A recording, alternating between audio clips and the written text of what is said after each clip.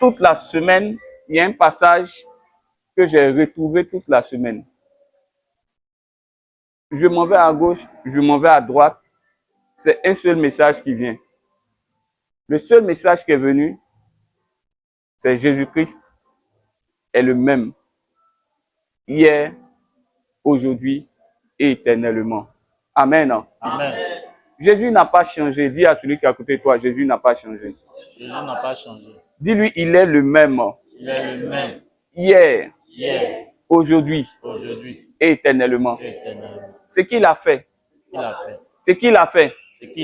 Pour Abraham. Il le fera aussi. Pour toi. Au nom de Jésus. Toute la semaine, je prends un passage, c'est « Je n'ai pas changé ». Je prends un autre passage, c'est « Je suis le même ». Je prends un autre passage, il est le même. Tous les passages que j'ai pris, c'était ça. Jésus-Christ est le même hier, aujourd'hui, éternellement. Amen. Amen. Vous qui êtes là présents ce matin, c'est ce que je vais vous dire. Ne perdez pas espoir. Parce que le Dieu que nous prions, il est le véritable. Amen. Si nous avions choisi un Dieu qui n'est pas Dieu, il y a longtemps que moi, personnellement, j'étais mort. Il y a longtemps que personnellement, mon épouse était morte. Il y a longtemps que papa, il était mort. Il y a longtemps que chacun de nous ici avait des problèmes. Mais comme notre Dieu, il est Dieu éternellement, alors il se manifeste et puis il ne nous abandonne pas. Amen. Amen. C'est pourquoi, quel que soit ce que nous vivons, plaçons notre confiance en l'Éternel et croyons que Dieu n'a pas changé. Et si nous croyons de tout notre cœur que Dieu n'a pas changé, le miracle se réalisera dans notre vie. Si tu le crois, tu dis Amen. Amen. Nous allons prendre successivement deux passages. Le premier passage que nous allons prendre, c'est tout d'un livre de Hébreux 8, l'Hébreux 13, le verset 8. Je l'avais déjà dit, mais je vais le redire encore. Hébreux 13, le verset 8. La Bible déclare dans le livre d'Hébreux 13, le verset 8, frères et sœurs, je l'ai déjà dit, mais il faut que je le lise quand même dans la Bible. Amen. Amen. Le passage dit, c'est Hébreux 8, verset 13, pardon. C'est 13, 8, non? Pardon, je suis dans Apocalypse, pardon. Amen. Tu peux le lire pour moi? C'est la même chose. Jésus-Christ est le même hier, aujourd'hui et éternellement. Répète-le avec moi.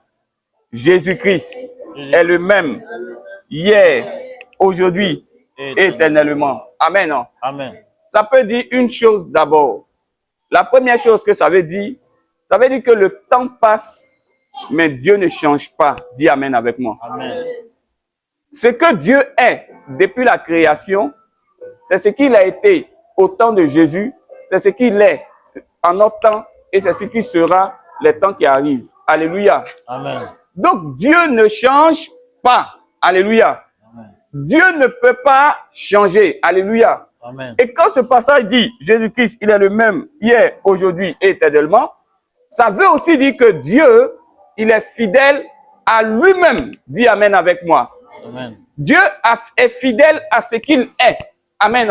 Amen. Dieu est fidèle à sa nature. Dis Amen. Amen. Dieu est fidèle à sa volonté. Dis Amen. Amen. On ne peut pas dire que hier, Dieu était bon et aujourd'hui, Dieu, il est mauvais. Dis avec moi, c'est du mensonge. Dis avec moi, c'est du mensonge. On ne peut pas dire que hier, Dieu guérissait et puis aujourd'hui, Dieu ne guérit pas. Dis avec moi, c'est du mensonge. C'est du mensonge. On ne peut pas dire que hier, Dieu, il délivrait les gens de la mort et puis aujourd'hui, il ne délivre pas les gens de la mort. Dis avec moi, c'est du mensonge. C'est du mensonge. Le Dieu que nous prions, il est fidèle à sa nature, il est fidèle à lui-même. Les hommes peuvent changer, les femmes peuvent changer, les circonstances peuvent changer. Mais le Dieu que nous prions, il ne change pas, il est unique en son genre. Si tu crois, tu dis Amen ce matin. Amen. Ton Amen n'est pas fort, dis encore Amen. Alléluia. Amen. Il est fidèle à sa nature. Il est fidèle à lui-même. Mais ce qui est bien, c'est que notre Dieu que nous prions, il est fidèle aussi à ses enfants que nous sommes. Est-ce que tu le crois ce matin? Amen. Est-ce que tu le sais ce matin? Amen. Dieu est fidèle. Quand nous lisons la Bible, dans le livre d'Apocalypse, nous allons voir que plus tard, Dieu va nous dire que c'est lui qui est le fidèle. C'est lui qui est le véritable. Amen. Amen. Quand on dit quelqu'un est fidèle, c'est quelqu'un qui ne renonce pas à son engagement. C'est quelqu'un qui ne renonce pas à une personne. C'est quelqu'un qui ne dit pas, moi, je vais t'abandonner. Alléluia. Amen. Quand la Bible dit que Dieu, il est le fidèle et il est le véritable, la Bible entend dit à ses enfants que, quelle que soit la situation qui se présente, Dieu ne peut pas nous abandonner. Est-ce que tu le crois ce matin? Amen. Est-ce que tu le crois ce matin? Amen. Dis avec moi, je confesse ce matin. Je confesse ce matin. Et je crois ce matin. Et je crois ce matin. Que dans ma situation, le Seigneur Jésus, ne peut pas m'abandonner. Ne peut pas m'abandonner. Quelle est la situation que tu vis, dans laquelle tu penses que Dieu va t'abandonner? Ce sont les hommes. Quand ils vivent par intérêt, aujourd'hui tu ne fais plus leur affaire, ils t'abandonnent. Ils sont prêts même à te trahir. Ils sont prêts à te vendre. Ils sont prêts à t'empoisonner. Ils sont prêts à te calomnier. Ils sont prêts à t'accuser. Mais le Seigneur Jésus-Christ, il est fidèle. Alléluia. Amen. Le Seigneur Jésus, il n'abandonne pas. Alléluia. Amen. Le Seigneur Jésus, il est le véritable. Dis Amen avec moi. Amen. La Bible nous prend ce passage de cette dame qui était atteinte. Non, cette femme qui était prise en flagrant délit d'adultère. On vient de l'attraper avec un homme qui n'est pas son homme. Alors les hommes sont partis prendre cette femme-là et ils l'ont traînée. Ils l'ont humiliée. Ils l'ont méprisée. Ils l'ont insultée. Une femme de sa nature. Les hommes ont commencé à dire, elle est comme ci, elle est comme ça. Ils ont donné des injures qui ont touché à la personnalité de la femme. Non seulement ils l'ont brisée moralement, non seulement ils l'ont brisée spirituellement, mais maintenant ils voulaient la tuer physiquement. Alors ils la traînent et puis ils l'emmènent aux pieds de Jésus. Il dit, Seigneur, nos cailloux sont prêts. Cette femme, ta parole déclare que quand on attrape une femme en flagrant délit d'adultère, on doit la tuer. On doit la tuer. Toi, qu'est-ce que tu penses? La Bible dit que pendant qu'il voulait la tuer, Jésus-Christ écrivait par terre. Ils disent, parle. Il dit, je ne veux pas parler, moi j'ai déjà écrit. Mais quand j'écrivais, vous n'avez pas compris ce que j'ai écrit. Alléluia. Amen. Parce que ce que j'ai écrit, il y a ce que vous voyez comme écriture, mais il y a l'esprit de l'écriture. Dis Amen avec moi. Amen. Alors il leur disait, moi c'est moi qui ai écrit la parole que vous êtes en train de dire. C'est moi qui ai écrit. Il dit, non, faut parler. Il dit, c'est moi qui ai écrit. Il dit, non, faut parler. Il dit, alors je vais vous parler ce que j'ai écrit dans la Bible que vous n'avez pas compris. Que celui qui n'a jamais péché, qui soit le premier à lancer la pierre sur la dame. Leurs cœurs se sont coincés. Ils ont compris la parole, que Dieu n'était pas venu pour tuer des gens, mais Dieu était venu pour sauver des hommes. Alléluia. Amen. Et Dieu a manifesté son amour pour cette femme. Je veux te dire que Dieu ne change pas dans son amour. Dis Amen. Amen. Tu peux être en train de souffrir, Dieu va te dire, je t'aime encore mon fils. Dis Amen. Amen. Tu peux être même tombé dans le péché, Dieu va te dire, mon fils, je t'aime encore. Dis Amen. Amen. Tu peux être dans des situations où tous les hommes t'accusent, tous les hommes te lâchent, tous les hommes t'abandonnent. Mais Dieu dit, moi, je t'aime. Et je t'aime parce que tu es ma fille et parce que je suis Dieu. Dis Amen ce matin. Amen. Son amour n'a pas changé. Sa puissance n'a pas changé. Ça s'est passé avec un homme qui s'appelait Zachée. Zachée était un homme que les gens détestaient. Parce que Zachée, c'est quelqu'un qui était dans les impôts. Il avait beaucoup de moyens. Il prêtait de l'argent à l'État. Et puis l'État disait, va rembourser, va prendre ton argent sur le terrain. Donc quand sur le terrain, les gens, ils donnent quelque chose qui fait 1000 francs, il s'en va, il leur dit que vous me devez 100 000. Les gens détestaient ce Zachée. Les gens n'aimaient pas ce Zachée. Et la Bible dit que les gens commençaient à juger Zachée. Ils l'ont jugé. Quand Zachée parle, on dit voilà le voleur là qui est en train de venir. Lui, il est très méchant. Zachée, le voleur. Quitte-la, Zachée. Et puis un jour, Zachée entend parler de Jésus-Christ. Il entend que Jésus-Christ va venir. Il dit, ok, comme Jésus-Christ va venir, mon nom est déjà gâté. Et ceux qui sont déjà là en train d'attendre Jésus-Christ, s'ils me voient, c'est pas bon. Mon nom est déjà gâté. Alors Zachée s'est caché. Il s'est caché. Et puis il s'est mis sur un arbre. Amen. Amen. Il dit, au moins si Jésus-Christ passe, je vais le voir. Et la Bible nous dit, ce Zachée, il était de petite taille. Il n'était pas grand. Ça veut dire que tout ce que Zachée faisait était limité. Aujourd'hui, ta vie est limitée. Quand tu avais les moyens, tout le monde était avec toi. Quand tu avais les relations, tout le monde venait t'applaudir. Quand tu avais tout, tu n'avais pas de limite. Tout le monde venait pour dire non, tu es bien, non, tu es bonne, non, tu es comme ci, non, tu es comme ça. Mais aujourd'hui que tu es limité, les hommes ont honte de toi. Les hommes t'oublient. Et toi-même, quand tu es en train de te promener, tu es obligé de te cacher parce que tu te dis, attention, si on me voit, on va dire, hé, c'est là, elle est tombée, hein. Oh, lui là, il est tombé. C'est comme ça Zachée était. Les gens avaient une mauvaise image de Zachée. Zachée s'est caché, il s'est mis sur le sycomore. Il voulait voir Jésus-Christ. Et la Bible dit que quand Jésus-Christ est arrivé à son niveau, ayant levé les regards, il a dit, Zachée, descends. Alléluia. Amen. Ce qui me plaît, c'est que tous ceux qui étaient en train de suivre Jésus-Christ, Jésus n'a pas dit le nom d'une personne. Mais Jésus a dit le nom de cette personne qu'on jugeait. Cette personne qu'on humiliait. Cette personne pour laquelle on disait elle était comme si elle était comme ça. Amen. Amen. Quand Jésus-Christ l'a vu, il lui a dit descends parce que moi je vais aller dans ta maison. Alléluia. Amen. Ce matin, je veux dire à quelqu'un que Dieu t'a identifié. Dis amen. Amen. Pendant que les hommes ne te portent plus dans le regard, mais les regards de Dieu sont sur toi ce matin. Dis amen. Amen. Dieu t'a vu. Dis amen. Amen. Dieu t'a identifié. Dis amen. Amen. Il dit ne reste pas dans ta position. Descends parce que lui, il veut être un avec toi. Dis amen ce matin. Amen. Alléluia. Amen. Ton Dieu, il veut être un avec toi. Dieu n'a pas changé. Quand les gens te jugent, Jésus-Christ te justifie. Alléluia. Amen. Dis-le avec moi. Quand les gens me jugent, Jésus-Christ me justifie. Alléluia. Amen. Zachée a été jugé, mais Jésus-Christ l'a justifié. C'est pourquoi ne t'inquiète pas de ce que les gens disent de toi. Pense surtout à ce que Jésus-Christ dit de toi. Si ce que Jésus-Christ dit de toi est bon, gloire à Jésus. Amen. Si les hommes veulent, n'ont qu'à dire tout ce qu'ils veulent de toi, mais c'est ce que Jésus-Christ dit de toi qui est puissant. Alléluia. Amen. Jésus n'a pas changé, son amour n'a pas changé, sa justice n'a pas changé et sa puissance n'a pas changé. Alléluia. Amen. C'est la même puissance qui agit d'âge en âge, de siècle en siècle. Mais c'est parce que nous les hommes, nous avons changé.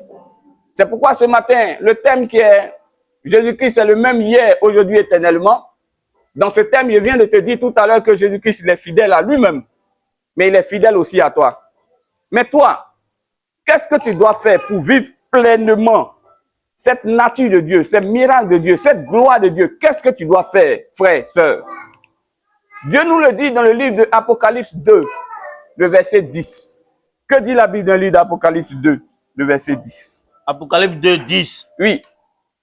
Ne crains pas ce que tu vas souffrir. Il dit, tu es mon fils, tu es ma fille, ne crains pas de ce que tu vas souffrir. Amen. Amen. Il n'a pas dit que comme tu es enfant de Dieu, tu ne vas pas souffrir. Amen. S'il y a quelqu'un qui vient vous dire, à partir du moment où vous êtes enfant de Dieu, vous n'allez pas traverser des périodes difficiles, cette personne n'est pas en train de vous parler au nom de Jésus. Il dit, ne crains pas de ce que tu vas souffrir. Dis à celui qui est à côté de toi, n'aie pas peur de la souffrance. Dis amen. Dis-lui, n'aie pas peur de la souffrance. Dis-lui, n'aie pas peur du regard des autres. Dis-lui, n'aie pas peur des épreuves. Il dit de ne pas avoir peur. Vas-y, frère, sœur. Voici. Le diable jettera quelqu'un. Le diable est à l'œuvre. Amen. Le diable est à l'œuvre. Amen. Amen. Vous allez dans les quartiers, il y a la drogue, le diable est à l'œuvre. Vous allez dans les endroits, il y a les tueries, le diable est à l'œuvre. Dans tous les endroits où il y a la guerre, le diable est à l'œuvre. Dans tous les endroits où il y a les querelles, le diable est à l'œuvre. Dans tous les endroits où il y a le mysticisme, le diable est à l'œuvre. Le diable est à l'œuvre. Alléluia. Amen. Et il y a certaines personnes sur lesquelles le diable va mettre la main. Continue, mon frère. Le diable jettera quelques-uns de vous en prison. En prison. Afin que vous soyez éprouvés. Il dit, le diable veut vous éprouver. Vous à qui je suis en train de parler ce matin. Mais, continue, frère. Et vous aurez une tribulation de 10 jours. Alléluia, dis avec moi 10 jours. 10 jours. Dis encore 10 jours. 10 jours. Dis encore 10 jours. 10 jours. Il a dit combien de jours? 10 jours. La bonne nouvelle que j'ai à t'annoncer, c'est que le diable va faire ce qu'il veut vouloir faire. Mais ce qu'il va vouloir faire là, il y aura un temps où ça va finir. Alléluia. Amen. La Bible n'a pas dit que le diable va vous éprouver éternellement. Il dit ça va s'arrêter au 10e jour. Dis avec moi au nom de Jésus. Au nom de Jésus. Cette année 2025. Cette année 2025. C'est mon 10e jour. C'est mon 10e jour. Au nom de Jésus. Au nom de Jésus. Je proclame. Je proclame. Et j'annonce. Et j'annonce. Que si je traverse. Si je traverse. Cette année. Cette année. 2025. 2025. Ma tribulation. Mes épreuves. Vont connaître. Leur fin. Au nom puissant de Jésus. Touche quelqu'un à côté de toi. Dis-lui qu'il a ton 10e jour. Tu as ton 10e jour. Oh, tu ne le touches pas bien. Il pense qu'il a son 2e jour. Alléluia. Dis-lui qu'il a ton 10e jour. Touche-le bien. Dis-lui, prépare-toi, tu as ton 10e jour. Dis-lui qu'il a ton 10e jour. Oh. Alléluia. Hey. Amen. Alléluia. Hey. Amen. Alléluia. Hey. Amen. Il dit une tribulation de 10 jours. La souffrance a une fin. Oh, mes frères et mes soeurs. Moi qui vous parle ce matin. Mon épouse est témoin. Papa, tout le monde est témoin. Il y avait des moments dans ma maison. 200 francs. 250, c'est ce qui nous reste pour toute une journée. Dans les 250, on doit payer couche de l'enfant. Dans les 250, on doit préparer. Dans les 250, on doit se soigner. Alléluia. Amen. Dans les 250 là, comme Dieu est Dieu, on n'est pas tombé malade. Mais dans 250 là, on doit payer couche. On doit manger. On paye couche 100 francs. L'enfant utilise, on met ça au soleil. Et puis on reporte. Et puis le reste, les morceaux de viande qui sont morts, c'est même pas viande, os qui est dans l'autre sauce là. On enlève ça, quand on finit, on met ça dans l'autre sauce pour que l'autre sauce là, ça soit un peu doux. Amen. Amen. C'était une souffrance. Mais la souffrance est une fin. On a dépassé le 10e jour. Je ne sais plus on est au quel jour maintenant. Peut-être qu'on est au 1000e jour.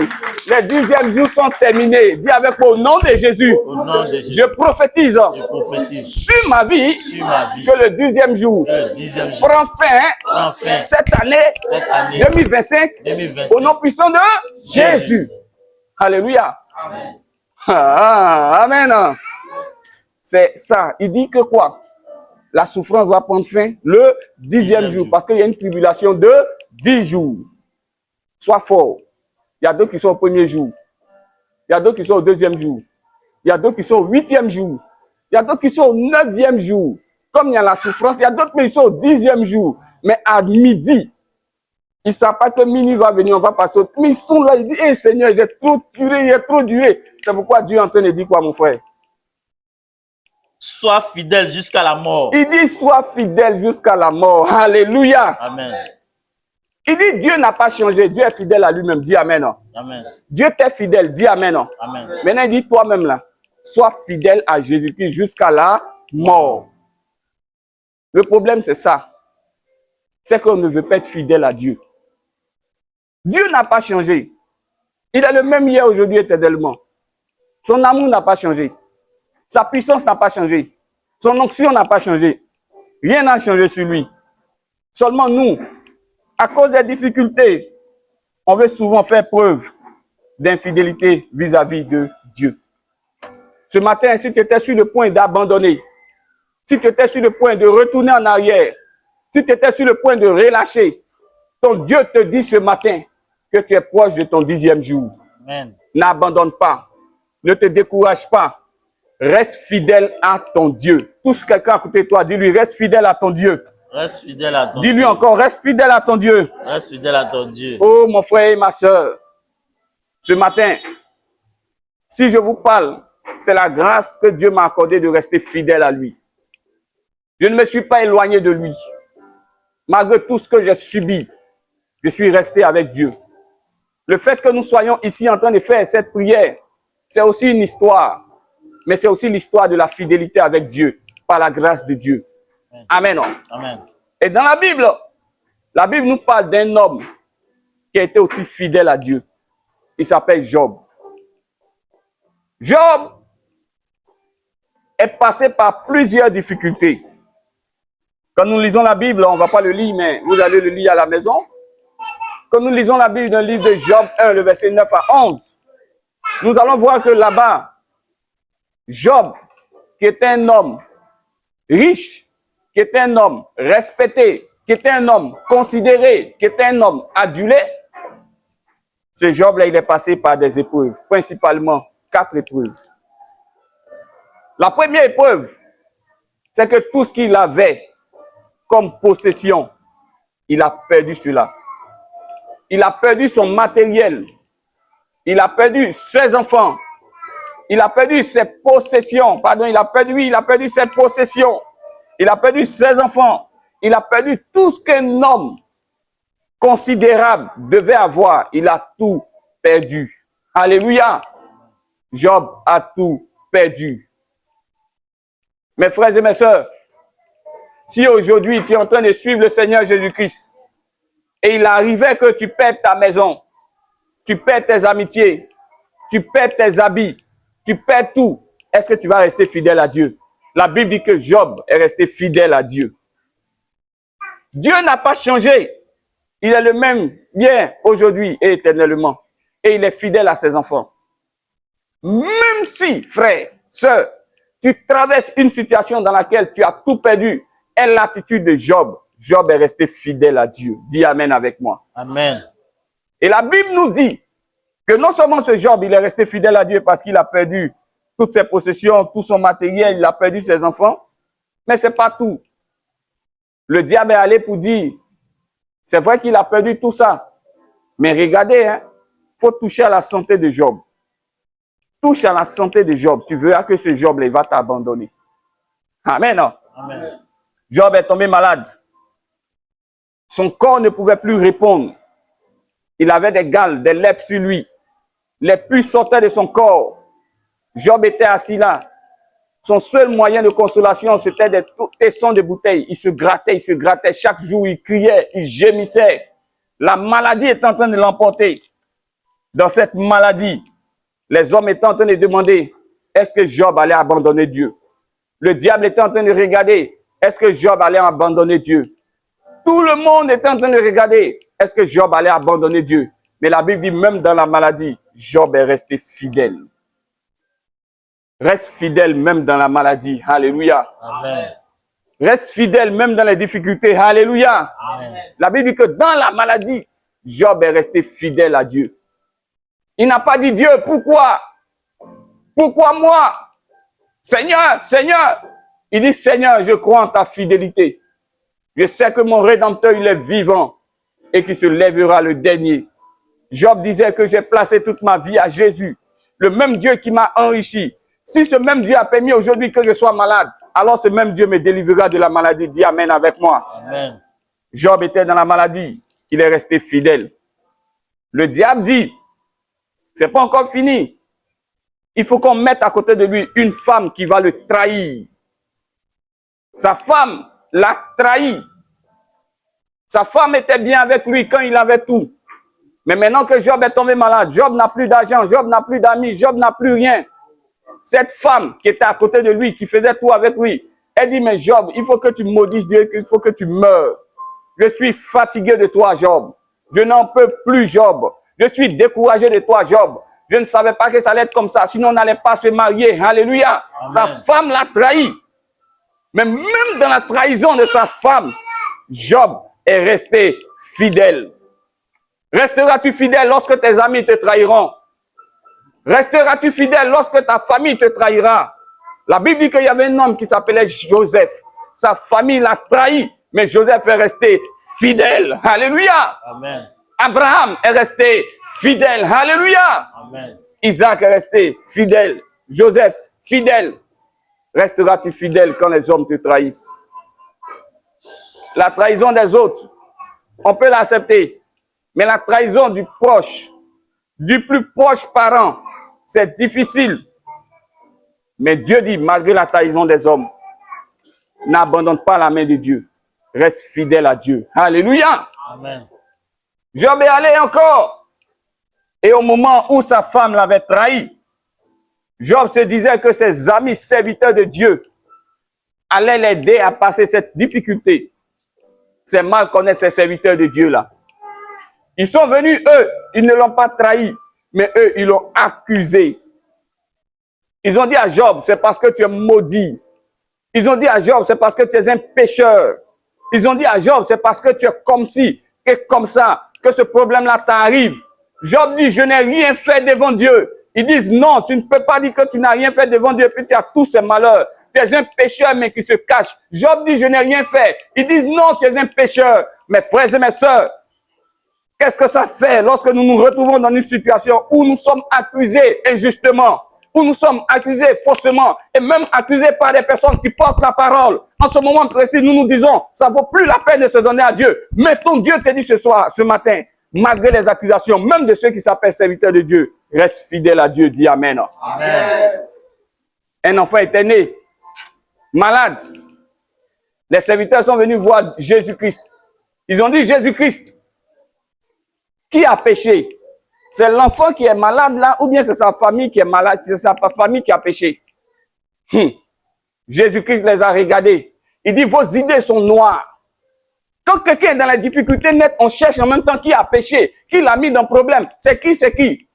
Il dit non, ce n'est pas que cet enfant ait péché, ou bien ce n'est pas que ses parents aient péché, ou bien ce n'est pas que Dieu soit mauvais, mais cet enfant, il est malade afin que la gloire de Dieu soit manifestée dans sa vie. Alléluia! Amen. Je vais te dire ce matin que ce qui t'arrive, ce n'est pas forcément à cause du péché, mais Dieu aussi veut glorifier son nom. Dis Amen. Amen. Dieu veut te montrer qu'il est Dieu. Dis Amen. Amen. Dieu veut te montrer qu'il est tout puissant. Dis Amen. Amen. Dieu veut te montrer qu'il est souverain. Dis Amen. Amen. Dieu veut te faire voir sa gloire. Si tu crois, tu dis un Amen puissant ce matin. Amen.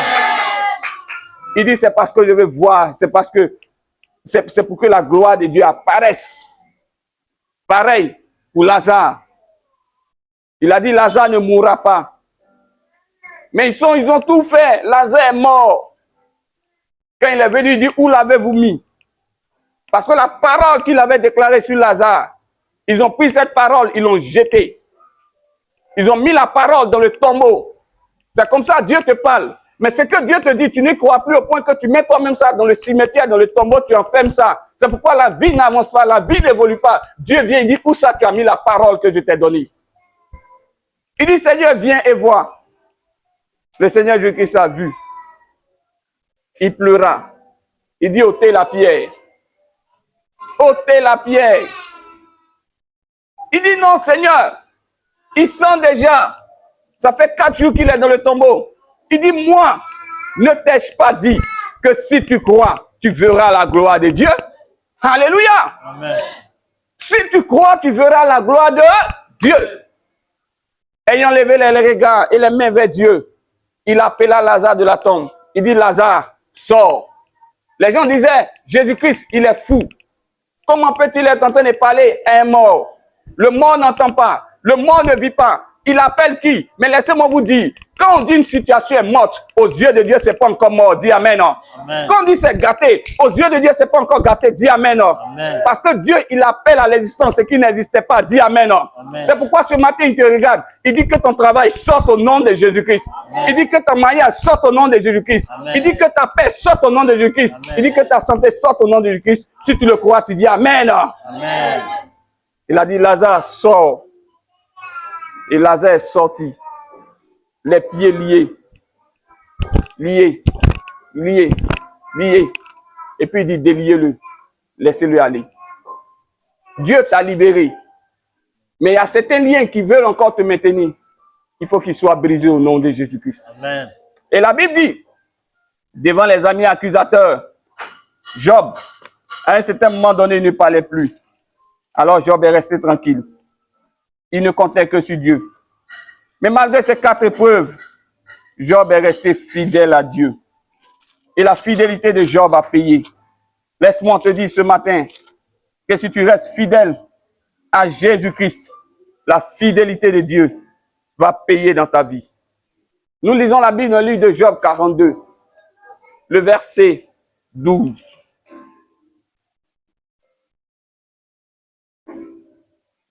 Non, nous allons aller le verset 7 d'abord, frères et sœurs. Job 42, 7. Oui, Après que l'Éternel eut adressé ses paroles à Job, oui, il dit à Eliphaz oui, de Théman, oui. ma colère est enflammée contre toi. Il dit, ma colère est enflammée contre toutes ces personnes qui t'accusent, toutes ces personnes qui te trahissent. Ma colère est enflammée contre elles. Et contre tes deux amis. Et contre tes deux amis. Parce que vous n'avez pas parlé de moi. Quand Dieu, des personnes traversent des moments difficiles, au lieu qu'on vienne les aider, on vient pour les tuer. Dieu dit que toute personne qui a reçu pour mission du diable de venir t'accuser, te détruire, Dieu se met automatiquement en colère avec elle. Est-ce que vous le croyez? Amen. Mais si tu n'es pas fidèle à Dieu, Dieu ne pourra même pas se mettre en colère. Il va les laisser faire ce qu'il doit faire. Mais c'est ta fidélité qui va attirer la colère de Dieu sur toutes ces personnes qui sont contre toi. Dis Amen. Amen. Vas-y, mon frère. Vous n'avez pas parlé de moi avec droiture. Oui. Comme l'a fait mon serviteur Job. Oui. Prenez maintenant 7 taureaux. Oui. Et 7 béliers. Oui. Allez auprès de mon serviteur Job. Oui. Et offrez pour vous un holocauste. Oui. Job, mon serviteur. Job, mon serviteur. Priera pour vous. Amen. Amen. Amen. Amen. Job, mon serviteur. Priera pour vous. Job, mon serviteur. Priera pour vous. Job, mon serviteur. Priera pour vous. Quand tu es fidèle à Dieu, les difficultés, la méchanceté des hommes ne te fait pas changer. Ceux qui te font du mal, tu continues à prier pour eux. Ceux qui te calomnient, tu continues à prier pour eux. Quelqu'un qui ne prie pas, c'est quelqu'un qui ne croit plus en la puissance de Dieu. Alléluia. Amen. C'est quelqu'un qui baisse les bras, qui dit, moi, j'ai arrêté de prier. Moi, je ne crois plus en la prière. C'est quelqu'un qui ne croit plus en Dieu.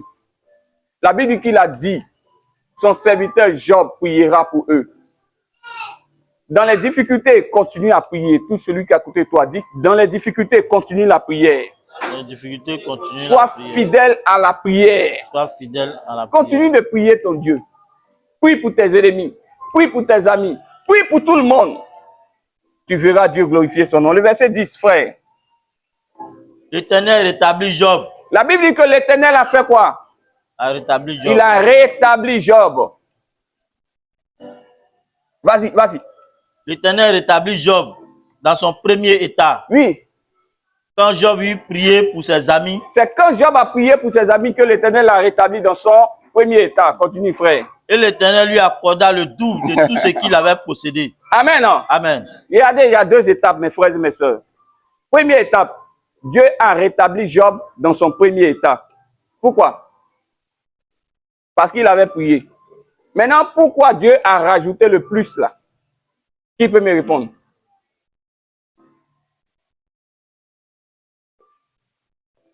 Parce qu'il était fidèle à Dieu. Alléluia, que Dieu te bénisse. Amen. Amen. Il a prié pour les gens. Il est resté dans la prière. Sa situation qu'il avait perdue là, tout est revenu. Mais parce qu'il est resté fidèle à Dieu, malgré toutes les épreuves auxquelles il a été confronté, ce qu'il a perdu là, il a reçu ça multiplié au nom de Jésus-Christ. Amen. Alléluia. Amen. La Bible dit le verset 11, les frères et les sœurs et les anciens amis vinrent tous le visiter. Ceux qui ne visitaient plus Job, quand Dieu l'a rétabli, ils ont commencé à le visiter. Est-ce que tu entends ce que je suis en train de te dire? Amen. Ils t'ont tous oublié, ils t'ont tous abandonné, ils t'ont tous rejeté. Bientôt, ils reviendront te visiter. Mais c'est la fidélité à Dieu qui fera que les gens qui t'avaient délaissé viendront te visiter à nouveau. Alléluia. Amen. La Bible dit qu'il visitait et il mangeait avec lui dans sa maison. Il le plaignait, il le consolait. Oh, alléluia, l'homme, l'homme. C'est maintenant que tout va bien, ce Job qui va, hey, moi-même là, je priais pour toi, oh Job. C'est vrai que j'étais loin de toi, mais en fait, j'intercédais pour toi fort. C'est pas vrai. Ne compte pas sur les hommes. Compte sur le Seigneur Jésus-Christ. Lui seul pourra rétablir ta situation. Et lui seul pourra te repositionner. La Bible dit que pendant ces dernières années, Job reçut de l'Éternel plus de bénédictions qu'il n'en avait reçu dans les premières. Il posséda 14 000 brebis, 6 000 chameaux, 1000 paires de bœufs et 1000 ânesses. Il eut 7 fils et 3 filles. Oh, Job a été béni. Le verset 16. Job vécut après cela 140 ans et il vit ses fils et les fils de ses fils jusqu'à la 4e génération. Et il mourut âgé et rassasié de jours. Alléluia. Amen. Tu vas lever les mains vers le Seigneur ce matin.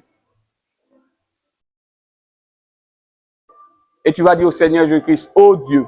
Oh Dieu. Oh Dieu.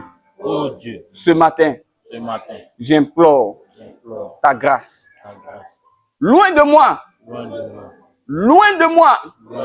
L'idée de t'abandonner. Accorde-moi la grâce d'être fidèle à toi. Seigneur Jésus, de la même manière, tu as rétabli Job qui est resté fidèle. Et parce que aussi, tu es le même hier, aujourd'hui, éternellement. Seigneur Jésus, je te prie ce matin, rétablis-moi, agis dans ma vie. Élève la voix, prie le Seigneur, demande à Dieu de te rétablir ce matin.